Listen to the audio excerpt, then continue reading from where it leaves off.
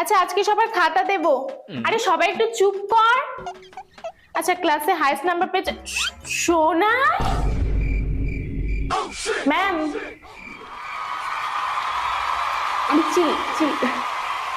আরে হ্যাঁ সোনাই, তুই হাইয়েস্ট নাম্বার কিভাবে পেলি? আমার তো বিশ্বাস হচ্ছে না, তুই এত ভালো কবে হয়ে গেলি? লাস্ট থেকে একেবারে ফার্স্ট হয়ে গেলি। ম্যাম সত্যি কথা বলতে আমি আপনার জন্যই এত ভালো নাম্বার পেয়েছি। আরে না না বাবু, হ্যাঁ আমি জানি আমি ভালো পড়াই, কিন্তু তাও আমি শুধু পড়ালে হবে? তুই যদি না পড়তিস তাহলে কি ভালো রেজাল্ট করতিস বলতো? তবে হ্যাঁ আমার একটা পড়ানোর টেকনিক আছে যেটা সবার থাকে না। ম্যাম আমি তো আপনার পড়ানোর ওই টেকনিকের জন্য বেশি নাম্বার পাইনি।